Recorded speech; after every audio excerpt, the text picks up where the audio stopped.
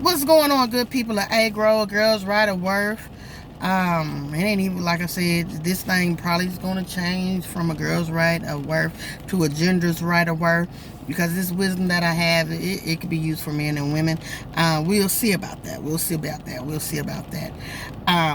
First and foremost, I would like to advise you and tell you today that you are great. You are uniquely and wonderfully made, and all things will work together for your good.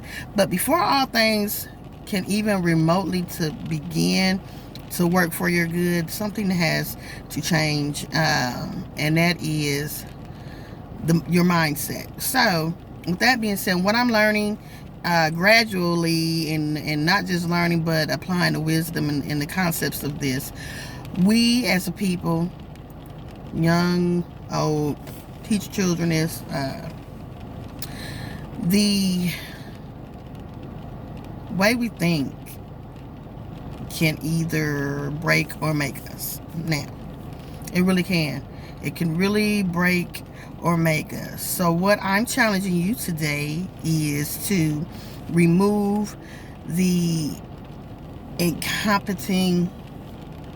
your incompetence. That word. You got to remove your incompetent way of thinking.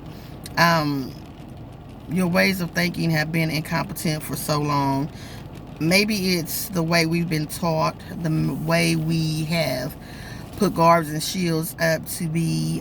Sometimes it just won't work. Our ways of thinking have to change in order for things to work, whether it be a move, a detachment, or whatever it is. The incompetent ways of thinking, you're in something, and your ways of thinking about it is incompetent. So it never is. Listen, when you're incompetent and your way of thinking is incompetent, it's just not going to work. When you're incompetent, the things in your life is not going to work. It may get up for a minute, but it'll always come back down. Just take a man who's incompetent with he can't get hard long. It'll come up for a minute, but it'll go back down, which means that what he's trying to do is satisfy or please someone is not working because he's incompetent. So he has to find a solution to where he can stay competent to make that whatever, successful. And that's the same way, that's the metaphor I want to use, because a lot of times we get frustrated, depressed, sad, and low spirits because of holding on to incompetent things that don't work. You're going at your strategies in a spirit of being incompetent, and it's not going to work. So you're frustrated because why is this not working? I keep pushing. I keep trying to get this thing up, but it's not competent. So you got to get around some things, people, and places that will remove or disperse the spirit of incompetency. But it all starts with you and the way that you're thinking. You got to see it first, that the way you are operating is not working. It's incompetent. I can't get this thing up. I'm trying. I'm beating it. I'm beating it. I'm knocking on doors. It's incompetent. I can't maneuver right. So that comes with your verbiage. You got to learn how to speak, think, act, talk, deal with people, because at the end of the day, it all boils down to people. You're always going to need somebody. You're always going to need someone to get you to your next door to travel on. So that's why you have to be competent enough, to see and ask that to be led to the people that are going to help you get through, help you bust through. Because sometimes people, they'll only get you so far. Some people enable your incompetency because they simply don't want you to move ahead, or some people will act or seem like they're trying to help you, but they're still enabling your incompetency. And that's what I like to call people who hate to see you come up, or people who hate to see you move ahead.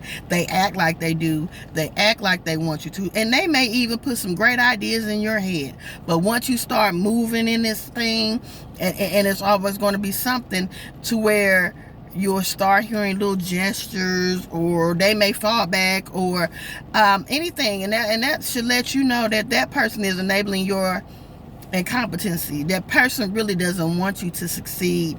They really act like they want you to succeed. They really just wish you would fail. They have a cheering session for your failure, and sometimes we don't know it because we're so wanting to fit in, wanting to make it. So you have to use that better discernment and be very strategically decisive in our lives, your lives, my lives. You can put these seeds in your children's lives so they don't go through the same things that we have. And also the quality of you have to learn. Sometimes we just have to go through stuff to learn stuff. But when there's somebody giving you some valid information, which is what I'm doing right now, don't be incompetent any longer. So today, go back, sit back, reflect, and see what are the things in your life that is keeping you incompetent, because sometimes it's our very self too. It always doesn't have to be a person. Things that go on in our lives, and things, how the foundation that we were built on growing up leads to some of the things that makes us incompetent. You know, everything you may try to put your hands in, or everything that you seem to touch, it goes bad. So sometimes we have the tendency to blame everybody else but ourselves. You know, it's easier to look at a person and say that we allow in and be like, okay, well, this is your fault, this is your fault, this is your fault, and not see the ugly that, you know, we may have done to put out there. So we just want to be moving in. You just want to be competent, not incompetent. You want to work. You want things to work. So you have to go back, assess, evaluate, pray, do all of that stuff. You got to do the work too. You got to do the work too. And when you believe in something, go do it. Go do it. Go do it. Go get it. Go do it. And don't let nobody mess up your belief system. But if your belief system is operating in the spirit of incompetency, I don't want you to believe that way no more. So get in a functional, right state of mind and audit your thinking. Because guess what? It all starts. Yeah, we want to be healthy spiritually, emotionally, and physically, but if your mind is not right, you're never, the other one it's all for naught.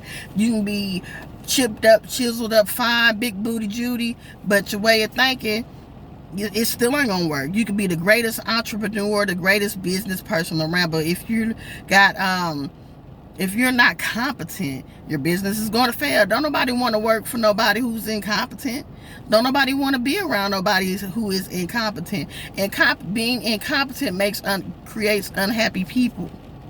It creates unhappy people. So I ain't talking to you, I'm talking to me too, because I've been there and done that and got some t-shirts in my closet. But when you live and you learn, you know, you start getting that thing and chiseling it off and breaking it off and trying to become a better person daily. So this is my challenge to you, to be better, do better, act better, see better, know better, all of that. And value everybody who is in your life that is either trying to make you competent, or who sees you incompetent, or those that are pushing you forward, and move on. And watch life work for you. It's gonna work for me too, honey. It's gonna work for all of us. We gonna be all right. We gonna be all right, right. We gonna be all right, right. But I gotta go. You have a wonderful today. It's rainy. It's cold. It is what it is. Love you. Bye.